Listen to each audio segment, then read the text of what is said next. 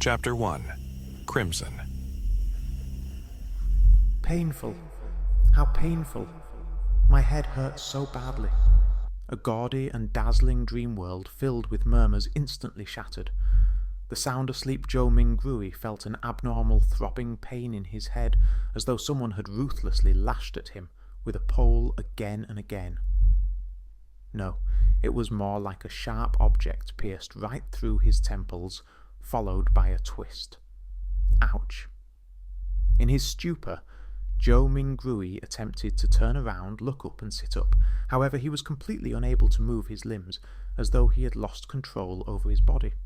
From the looks of it, I'm still not awake. I'm still in a dream. Who knows, perhaps the next scene will be of me thinking I'm already awake, but in fact, I'm actually still sleeping. Joe Mingrui, who was not unfamiliar with similar encounters, tried his best to focus in order to escape the shackles placed upon him by the darkness and confusion. However, while still in his reverie, whatever will he could summon was ethereal, like a fleeting fog. He found his thoughts difficult to control and introspect. No matter how much he tried, he still lost his focus as random thoughts surfaced in his mind. Why would I suddenly have such an excruciating headache in the middle of the night? And it's really painful. Could it be something like a cerebral hemorrhage? Fuck, don't tell me I'm going to die young. I need to wake up. Now! Why doesn't it seem to hurt as much as before? But why does it still feel like a blunt knife is slicing through my brains? From the looks of it, sleep is impossible. How am I to show up for work tomorrow? Why am I still thinking about work? This is some authentic headache. Of course I have to take time off. I don't have to worry about my manager's grumblings. Hey, putting it that way, it doesn't seem too bad. Yeah, I can end up getting some spare time for myself. Throbbing pain inundated Joe Mingrui, allowing him to slowly accumulate immaterial strength until he was finally able to move his back and open his eyes. He finally broke free from his reverie, his vision first blurred before it was screened by a faint crimson red. All he could see was a study desk made of burly wood in front of him. Right in the middle was an opened notebook with coarse yellow pages. The title was eye-catchingly written with strange, deep black lettering. To the left of the notebook was a stack of neatly arranged books, numbering about 8. The wall on their right was inset with greyish-white pipes with wall lamps connected to them. The lamp had a classical Western style to it. It was about half the size of an adult's head, with an inner layer of transparent glass and an exterior gridded with black metal. Diagonally beneath the lamp was a black ink bottle, shrouded in a pale red glow.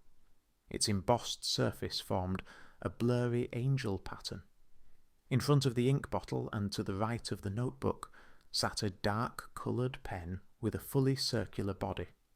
Its tip shimmered with a faint glint while its cap rested right beside a brass revolver. A gun? A revolver? Joe Mingrui was completely taken aback. The things laid before him were alien to him. It looked nothing like his room.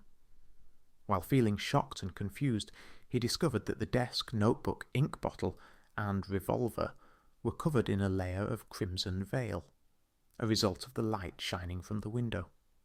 Subconsciously, he looked up and shifted his gaze up bit by bit.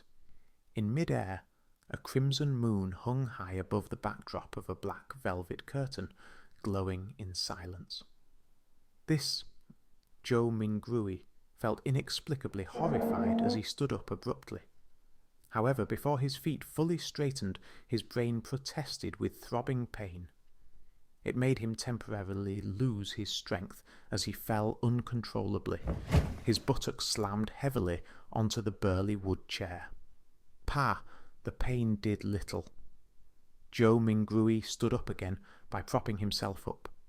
He turned around in a fluster as he began to size up the environment he was in. The room was not very large, with a brown door on each side of the room. Close to an opposite wall was a low wooden bed. Between the bed and the left door was a cabinet. Its 2 doors were swung open, and beneath it were 5 drawers. To the side of the cabinet there was the same greyish-white pipe on the wall at the height of a person. However, it was connected to a strange mechanical device with exposed gears and bearings in several spots.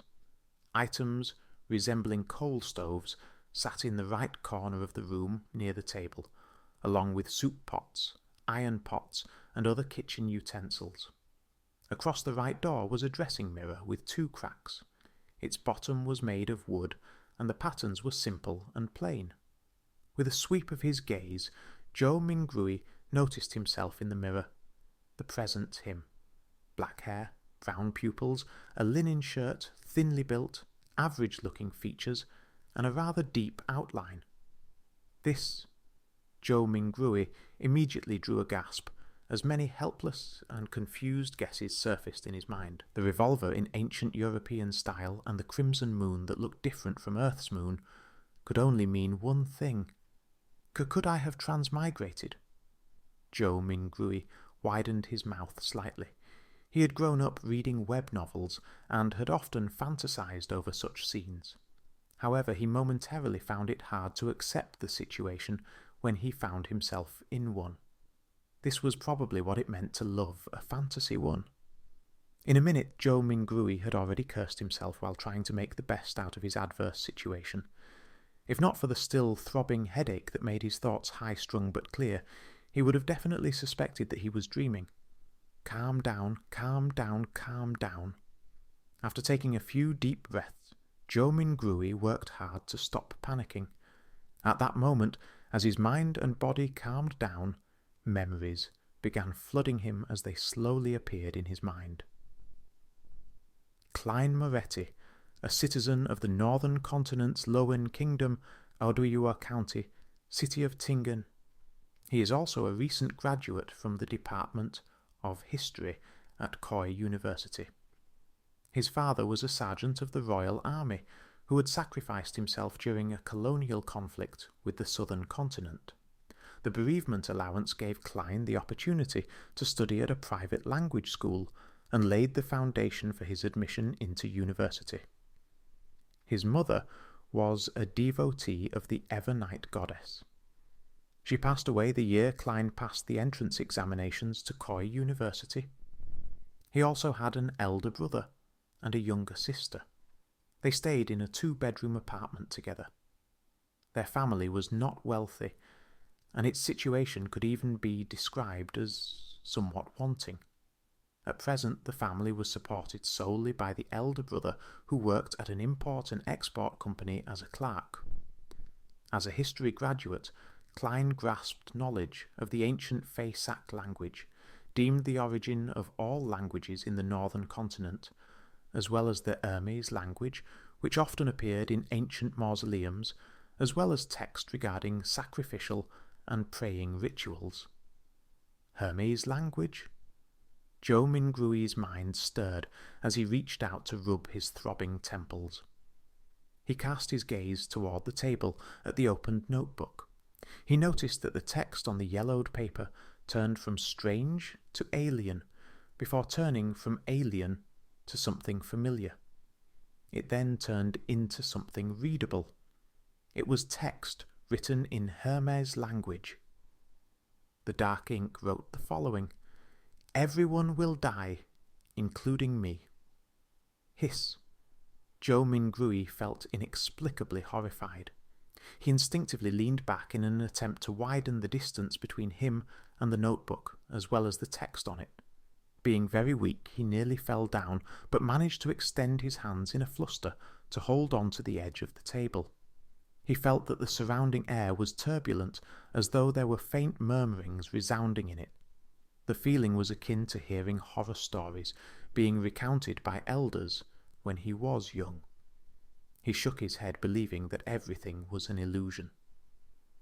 Joe Mingrui found his balance and shifted his gaze from the notebook as he heaved for breath. This time, his gaze landed on the shimmering brass revolver. He suddenly had a question arise in him. With Klein's family situation, how can they have the money or means to buy a revolver? Joe Mingrui could not help but frown. While in deep thought, he suddenly discovered a red handprint to the side of the table. Its colour was deeper than the moonlight and much thicker than the veil. It was a bloody handprint. A bloody handprint! Joe Mingrui subconsciously flipped his right hand that had been holding the edge of the table. Looking down, he saw that his palm and fingers were covered in blood. At the same time, the throbbing pain in his head continued. Although it had weakened a little, it continued incessantly. "Did I smash my head open?" Joe Mingrui guessed, as he turned around and walked towards a cracked dressing mirror. A few steps later, a black-haired figure of medium build and brown eyes appeared clearly in front of him. The person had a distinct scholarly air to him. "Is this the present me? Klein Moretti?" Joe Mingrui was stunned momentarily. Since there was insufficient lighting at night, he failed to see something clearly. He continued forward until he was just a step short from colliding with the mirror. Using the crimson veil-like moonlight as illumination, he turned his head and examined the corner of his forehead. A clear reflection appeared in the mirror. His temple had a grotesque wound with burn marks along its periphery. Blood stained the wound's surroundings, and there were greyish-white brain juices squirming slowly within.